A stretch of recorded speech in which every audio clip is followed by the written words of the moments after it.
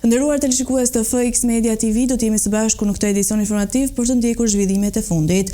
Në një reagim nga paraburgimi i Durrësit Erion Veliaj thotë se një nga arsyet pse prokurori Dado kërkoi ndaj tij arrest në burg dhe gjyqtari Beni e pranoi ishte rreziku i prishjes së provave. Me ironi Veliaj pyet se ku shndron rreziku i prishjes së provave kur celularin e tij e ka në spak të sekuestruar. Gjykata e posaçme ka vendosur masën e sigurisë arrest në burg për kryebashkiakun e Tiranës Erion Veliaj, duke përmendur dy raste kryesore: rrezikun e largimit nga vendi dhe mundësinë e prishjes së provave. Sipas argumentit të gjykatës, këto faktorë janë të mjaftueshëm për të justifikuar mbajtjen e Veliajit në paraburgim, ndërsa prokuroria vijon hetimet për çështjen ku ai akuzohet për korrupsion. Në një reagim të gjatë në rrjetet sociale, Veliaj ka kundërshtuar vendimin e gjykatës duke argumentuar se nuk ekziston asnjë rrezik për arratisjen e tij. Ai thekson se kishte udhëtuar disa herë jashtë vendit dhe pas nisjes së hetimeve dhe ishte kthyer në Shqipëri pas një problem, duke vënë në pikpyetje pretendimin e gjyqtarëve për një arratisje të mundshme. Dje rrëzova frikën e ikjes prej Olës Dados e Erion Banit, pasi kisha ikur 3 herë e isha kthyer 3 herë, teksa gatuaj qarku ndaj meje. Arsyeja e dytë pse gjykatës i Bani pranoi nga Olësi burgun për mua është rreziku i prishjes së provave. Po cilat prova do prishun? Celularët i ka Olësi, timin dhe të një 10 grarive në Tiranë. Vojerizoi gjithë ditën e gjithë natën, të shoh çdo lloj foto familjare, bebet, kërthizën, dhëmbin e parë, videot e fjalëve të para, foton me gjyshin e ndjerë në plazh, të gjitha provat e nevojshme, por ku e si jetojmë? Cilat prova do të prishun? Kanë edhe lodrat e fëmijëve dhe ish makinën e vjerit. Qa halli kanë? Mos do vete të formoj legot nga traktori të bëj vapor lodër, apo do marr makinën e benzoxes e do e djeg në fushkruj si mjet i krimit. Çfarë provash do të prish? Do vete në Yrshek të nxjerr fakirin nga shtëpia një kaçe, apo do fshi statuset për balerinët e prej Locajt? Ndërkohë, gjykata ka rrëzuar edhe kërkesën e Veliajit për heqjen e masës së sekuestroj ndaj celularit të tij, duke argumentuar se pajisja mund të përmbaj prova të rëndësishme për hetimin. Avokatët e tij kanë njoftuar se do të vijojnë përpjekjet ligjore për të apeluar vendimin, ndërsa prokuroria pritet të vijojë me administrimin e provave dhe marrjen në pyetje të personave të tjerë të përfshirë në këtë çështje.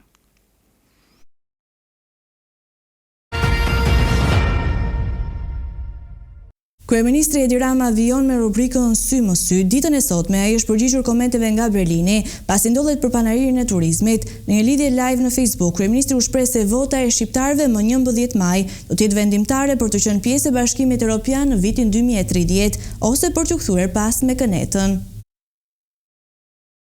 Nga Berlini, ku po merr pjesë në panajirin ndërkombëtar të turizmit, kryeministri Edi Rama ka komentuar zhvillimet politike në vend dhe rëndësinë e zgjedhjeve të 11 majit. Në një komunikim live në rrjetet sociale, ai thekson se vota e shqiptarëve do të jetë vendimtare për rrugën e integrimit evropian, duke paralajmëruar se vendi ka 2 rrugë për parimin drejt BE-s ose kthimin në një kënet politike. Duke ndaluar koalicionin e regjistruar për zgjedhjet vendore, Rama komentoi listën e mbyllur të opozitës, duke i cilësuar si përfaqësues të specieve më të ulta të politikës. Prisni të shikoni kur t'ju shfaqet lista e deputetëve, edhe shifni pak atë listën e mbyllur, aty mu përqendroni pak. Ajo lista është e mbyllur e kënetës, është doni ju, speciet më të ulta të politikës, speciet më të ulta të faunës politike, prap aty do t'i keni, thot këneta. Kështu që ju si të doni.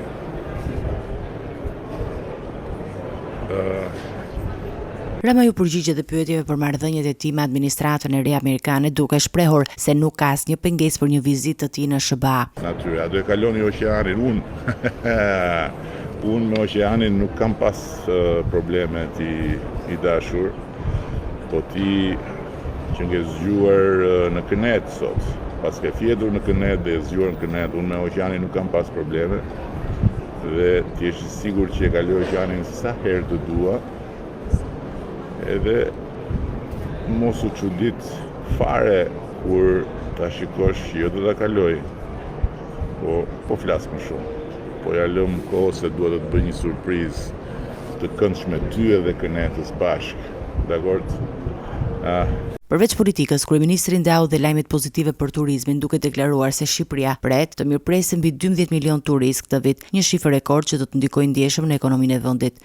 Pastaj vera e vjetshme na ka çliruar shumë, kanë ardhur shumë nga këta pararojat e vëzhgimit për të parë dhe arritëm në afro 400.000 turistë gjerman dhe këtë vit synojmë që të kapërcejmë gjysmë milionin të paktën në turistë gjerman. Po turistë gjerman janë vërtet një lloj testi shumë domethënës, sepse janë të ngadalë në marrjen e vendimit përpara se të hyjnë në një vend, pastaj janë komplet pushtues.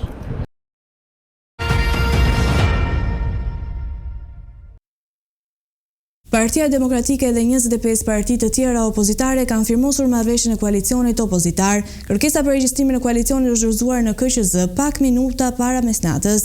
Emri i koalicionit do të jetë Partia Demokratike Aleanca për Shqipërinë Madhështore.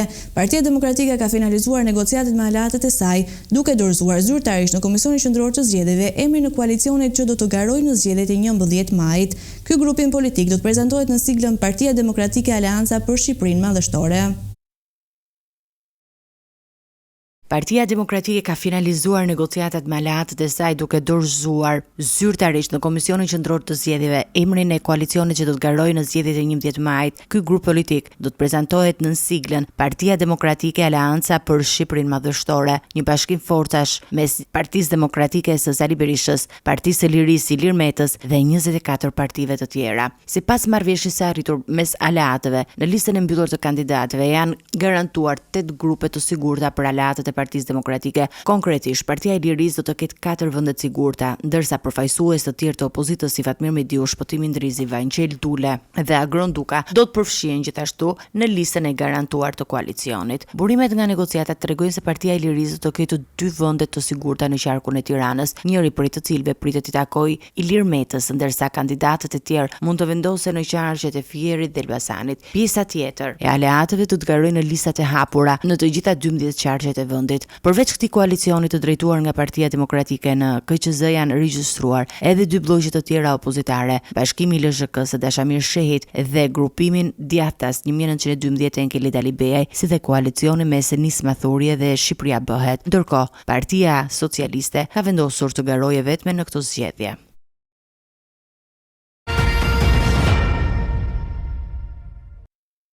Kryetari i Partisë Demokratike Sali Berisha ka akuzuar kryeministrin Edi Rama për manipulimin e procesit të votës të diasporës dhe për mbajtjen e fshehtë të një mesazhi të ardhur nga autoritetet amerikane në lidhje me çështjen McGonigal. Berisha ka deklaruar se Rama ka marrë një sinjal të qartë për skandalin e ish zyrtarit të FBI-s, Charles McGonigal, por nuk ka pranuar publikisht. Gjithashtu ai ka akuzuar KQZ-n se po pengon regjistrimin e emigrantëve për zgjedhjet e 11 majit, pas refuzimit për të zgjeruar afatin e regjistrimit.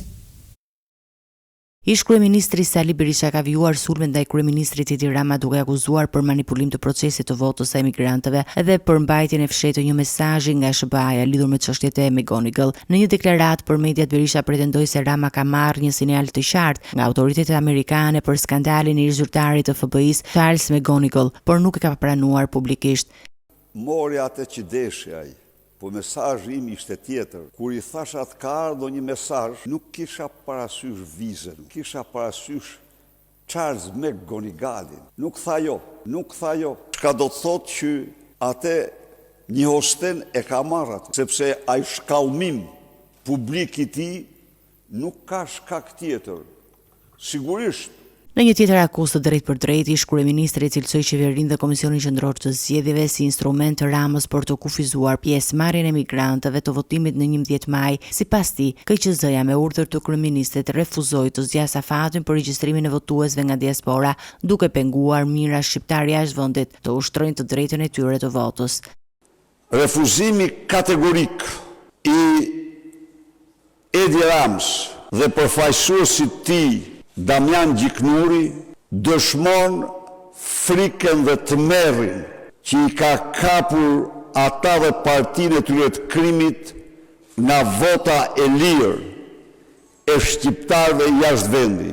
Ky refuzim është një shkelje madhore e kushtetutës së vendit. Ky refuzim është përjashtimi nga e drejta e votimit e të paktën si pas shifrave zyrtare të 500.000, por shifrat të tjera flasin për 800.000 shqiptari është vendi të cilët i kanë patur dokumentat e skaduara. Pa përfshirë këtu. Në përfundim të deklaratës së tij, Berisha siguroi se Partia Demokratike nuk do të jetë pengesë për voton e diasporës dhe do të mbështesë çdo iniciativë që garanton të drejtat e emigrantëve në zgjedhjet e ardhshme.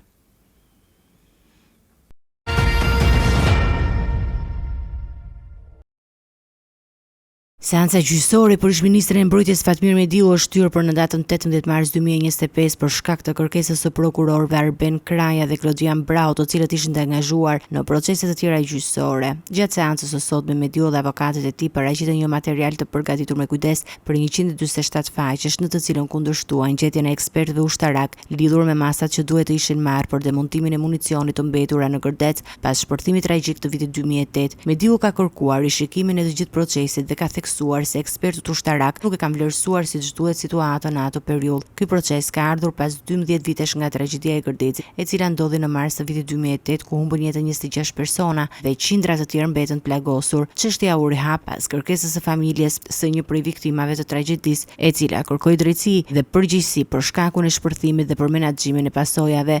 Gjyqi ndaj Mediut ka nisur në prill të vitit 2023 dhe është një ndër proceset më të ndjekura të periudhës së fundit. Sipas PAK, Mediu akuzohet për shpërdorim detyre dhe për favorizim të dy kompanive të cilët kanë marrë kontrata për demontimin e municioneve dhe materialeve të rrezikshme në Gërdec. Sipas akuzës, Mediu ka favorizuar këto kompani pa siguruar masat e duhura për sigurinë dhe mbrojtjen e jetës së punonjësve, duke shkaktuar tragjedinë. Nga ana tjetër, ish-ministri ka reaguar duke mohuar akuzat dhe ka deklaruar se ai veproi në përputhje me rregullat dhe ligjet e atij momenti. Gjatë seancës së tij, ai theksoi se akti i ekspertizës ushtarake që u paraqit në gjykat nuk kishte lidhje me detyrat e tij si ministër dhe nuk mund të mbështeste akuzat ndaj tij. Ky akt nuk ka të bëjë me detyrat e mia ligjore të ministrit. Kjo është një çështje teknike që kërkon një shqyrtim të thellë të pandshëm, tha Mediu gjatë seancës. Mediu po përballet me disa akuza të tjera në lidhje me menaxhimin e të gjithë procesit të demontimit të municionit në Gërdec dhe për këtë çështje ai duhet të përballet me një dënim të mundshëm për shpërdorim të detyrës. Gjyqi do të vazhdojë me datën e caktuar 18 mars dhe pritet që të mbajë zhvillime të tjera të rëndësishme në lidhje me përgjegjësitë dhe akuzat ndaj ish-ministrit të Mbrojtjes.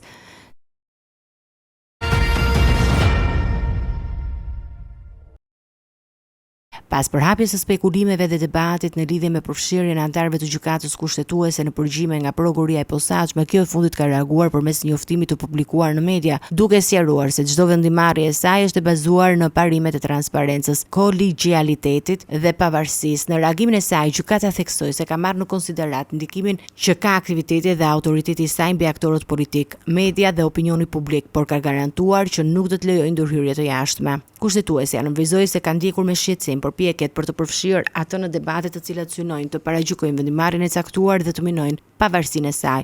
Për më tepër, gjykata theksoi se do të vazhdojë të ushtrojë detyrat dhe kompetencat e saj në mënyrë të paanshme dhe të pavarur për të ruajtur integritetin e procesit gjyqësor dhe për të shmangur çdo ndikim të jashtëm. Ky reagim i gjykatës kushtetuese ka ardhur pas shqetësimeve të ngritura lidhur me rastin e përdorimit të përgjimeve Sky e Encrochat si prova në proceset gjyqësore dhe pas akuzave që sugjerojnë se anëtarët e kushtetutës duhet të jenë bërë objekt i monitorimit nga prokuroria e posaçme.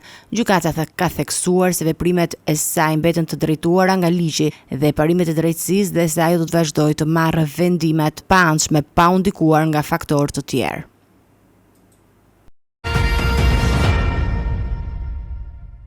Grupi hetimor i vrasjes së palestinezëve Rayan Alan ka konfirmuar zyrtarisë se autori i dyshuar i vrasjes së tij, Fadi Alan, është babai i saj biologjik, duke rrëzuar dyshimet paraprake se ishin çift partnerësh. Ngjarja e rëndë që tronditi kryeqytetin shqiptar me 27 shkurt ka marrë një kthes të papritur pas jetimet e fundit. Kanë zbuluar detaje të reja nga ndryshojnë plotësisht rrjedhën e historive. Fillimisht u raportua se 24 vjeçaria palestineze Rayan Alan ishte vrarë nga bashkëshorti i saj. Megjithatë, dokumentet e mbërritura nga Interpoli kanë konfirmuar një fakt ronditës. Autori kryesor i dyshuar 41 vjeçari Fadi Alan nuk ishte bashkëshorti i saj, por babai i viktimës. Sipas të dhënave të hetuesve, Rayan dhe babai i saj kishin hyrë në Shqipëri si turist duke përdorur dokumente greke. Ata qëndruan në një apartament me qira në rrugën Gjon Muzaka, ku ndodhi dhe krimi makabër. Fadi Alan u largua nga Shqipëria 4 ditë pas mbërritjes në një studio shkurt, duke udhëtuar fillimisht drejt Athinës e më pas në Amsterdam, ku humbi çdo gjurmë. Autoritetet shqiptare në bashkëpunim me Interpolin janë vënë në ndjekje të tij duke dyshuar se ai mund të jetë fshehur në Liban. Trupi i pajeti Ryan Alan u zbulua nga pronarja e banesës së marrë me qira, e cila duke vënë re mungesën e lëvizjes për disa ditë, vendosi të kontrollonte ambientet. Pamja që u shfaq përpara saj ishte e tmerrshme. 24 vjeçaria ishte masakruar me thik. Kamerat e sigurisë në zonë kanë ndihmuar në rindërtimin e lëvizjeve të fundit të dyshuarit, duke konfirmuar se ai u largua në orët e parë të mëngjesit të një studio shkurtit, duke marrë një fluturim për Athinë. Ekspertiza mjekëligjore ende nuk ka përfunduar dhe autoritetet shqiptare po punojnë për të zbardhur motivet të kësaj vrasjeje brutale. Një nga pikat kryesore që po hetohet është një konflikt familjar i fshehur që mund të ketë çuar në këtë akt ekstrem dhune. Ndërkohë, bashkëpunimi ndërkombëtar mes autoriteteve shqiptare dhe Interpol vijon me qëllim kapjen dhe ekstradimin e Fadi Alan për të përballur me drejtësinë.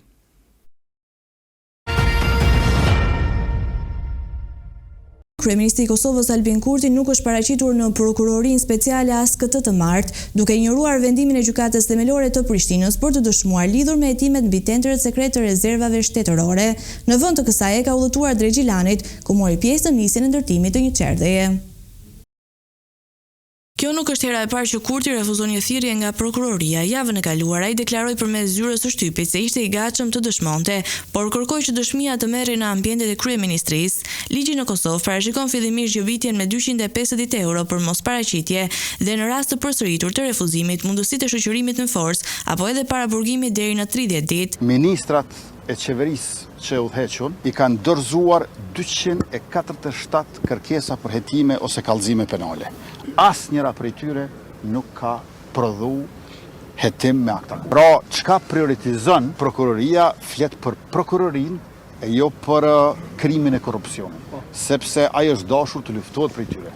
Ju e dini që zgjedhjet në Kosovë nuk mohon për kryeprokuror, mohon për Kuvend të Republikës, për ekzekutiv të ri. Kryeprokurorët janë aty të barrikaduar si në prokurorinë speciale të Republikës Kosovës, sidomos në Këshillin Prokuroral të Kosovës, dhe kjo është për të keq, dhe kjo është një dëm i vazhdueshëm, një padrejtësi e pafalshme që po i bëhet shtetit tonë. Përderisa prokuroria nuk ndryshon qasje dhe nuk ndryshon as udhëheqje, se këto dy gjëra po duken të lidhura me njëra tjetrën, nuk kam pse ndryshoj qendrën. Hetimet mbi tenderin e rezervave shtetërore nisën pas dyshimeve se furnizimet të paguara nga buxheti i shtetit, si vaj nga Polonia dhe mjedhi nga Turqia, nuk kanë mbërritur kurrë në Kosovë.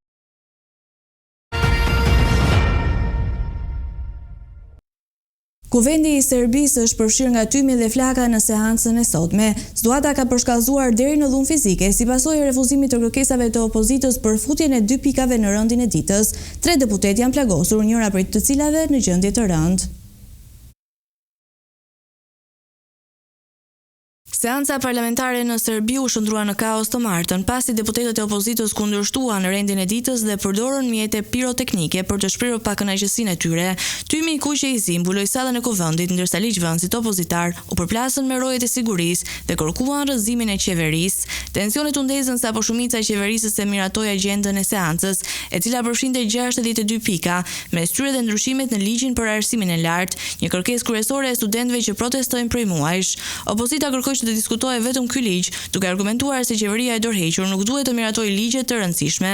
Situata doli jashtë kontrollit kur deputetët opozitar ju afruan tavolinën së kryetares së parlamentit, Ana Brnabić, duke shpalosur pankarta ku shkruhej: Serbia po ngrihet për të rrëzuar regjimin. Disa ligjvënës mbanin fotografi me duar të përgjakura dhe mesazhe mbështetje për studentët dhe mësimdhënësit. Gazetarët raportuan se tymi nga bomba tymuese ishte aq i dendur sa ndjehej edhe në korridoret e parlamentit. Përplasjet shkaktuan dhe dëme fizike, me kryetarin e parlamentit që njoftoi se 2 deputet u lënduan rënd, përfshirë Jasmina Abrodović nga partia SNS, e cila posoi një goditje në tru dhe është në gjendje kritike. Incidenti vjen në një moment delikat politik për Serbinë, kur protestat studentore dhe tensionet me opozitën po rrisin presione ndaj qeverisë. Pavarësisht rrezirave, Brnabić deklaroi se parlamenti do të vazhdojë të punojë dhe të mbrojë Serbinë.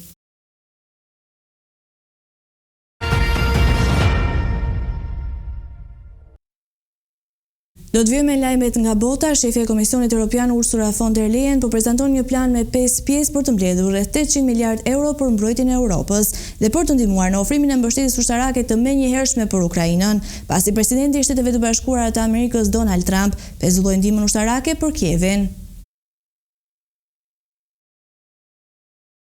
Presidentja e Këshillit të Europës, Ursula von der Leyen, tha se planet e reja të Bashkimit Evropian për të forcuar industrinë e mbrojtjes së Europës dhe për të rritur aftësitë ushtarake mund të mobilizojnë afro 800 miliard euro. Ne po jetojmë një nga periudhat më të rrezikshme.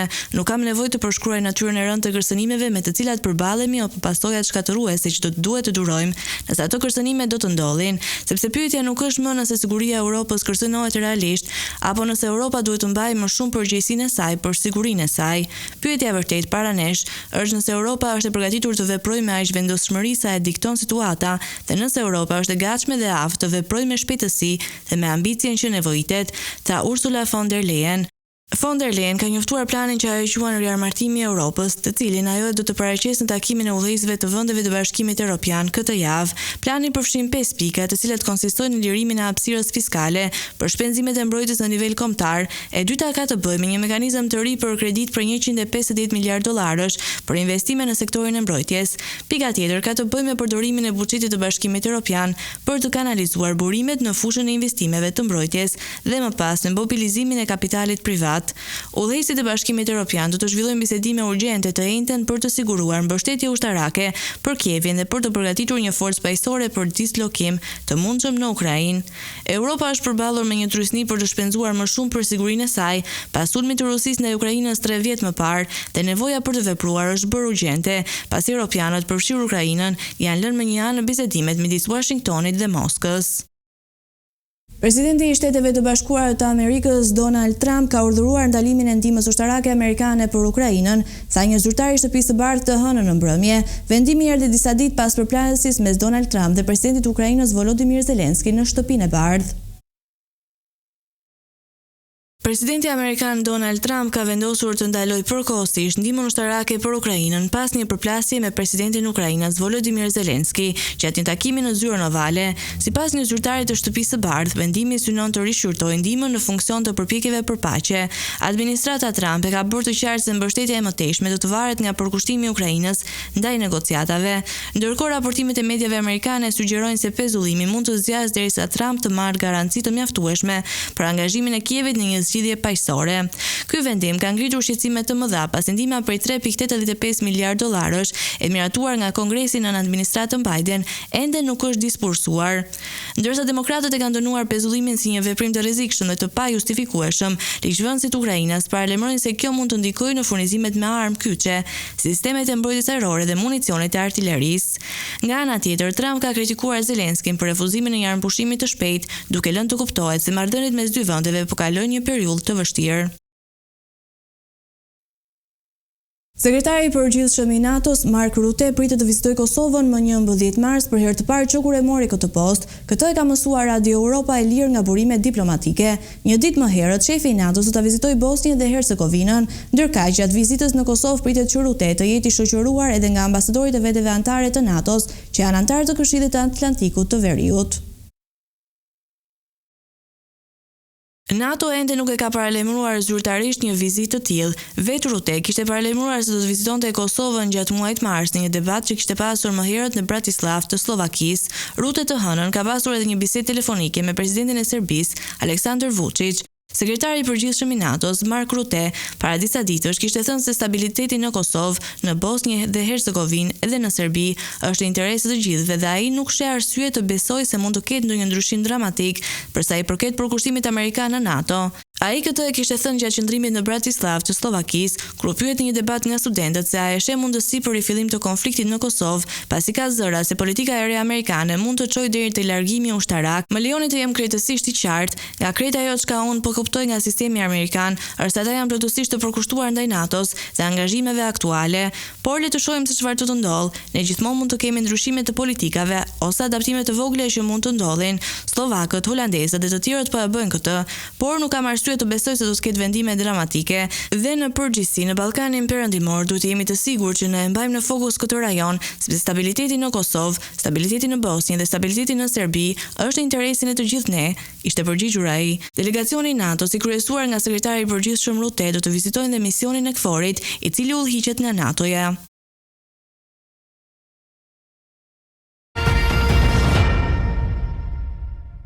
Tani do t'ju ftoj të ndiqni parashikimin e motit.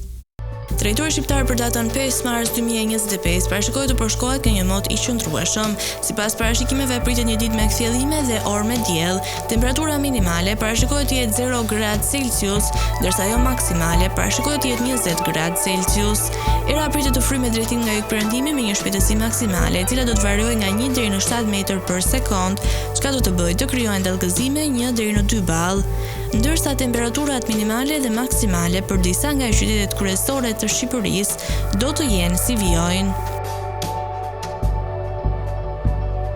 Shkodër 6 deri në 17 gradë Celsius. Kukës 2 deri në 15 gradë. Peshkopi 1 deri në 14 gradë Celsius. Tiranë 6 deri në 17 gradë. Durrës 5 deri në 15 gradë Celsius. Kavaj 5 deri në 16 gradë. Elbasan 5 deri në 20 gradë Celsius. Berat 4 deri në 18 gradë. Korç 0 deri në 13 gradë Celsius. Vlorë 5 deri në 17 gradë. Gjirokastër 0 deri në 14 gradë. Sarand 0 deri në 14 gradë Celsius. Drejtori i Kosovës për datën 5 mars 2025 parashikohet të përshkohet në një mot i qëndrueshëm. E gjithë dita do të jetë mbushur me kthjellime dhe orë me diell. Sipas parashikimeve, temperatura minimale do të jetë -1 gradë Celsius, ndërsa ajo maksimale parashikohet të jetë 16 gradë Celsius. Era do të fryjë kryesisht nga juglindja me një shpejtësi maksimale e cila do të arrijë deri në 4 metër për sekond, ndërsa temperaturat minimale dhe maksimale të parashikuara për disa nga qytetet kryesore të Kosovës do të jenë si vijojnë. Mitrovic 1 deri në 15 gradë Celsius. Podujev 1 deri në 16 gradë. Skënderaj -1 deri në 13 gradë Celsius. Pej 4 deri në 14 gradë. Prishtinë 1 deri në 14 gradë Celsius. Gjakov 2 deri në 15 gradë. Malishev 1 deri në 14 gradë Celsius. Gjilan 0 deri në 14 gradë. Ferizaj 2 deri në 13 gradë Celsius. Kaçanik 2 deri në 13 gradë. Suharek 2 deri në 16 gradë Celsius. Prizren 3 deri në 13 gradë Celsius. Të nderuar teleshikues, kjo ishte gjithçka e përgatitur për këtë edicion informativ. Bashkë të rishimit në edicionin e ardhshëm. Deri atëherë, miru takofshim.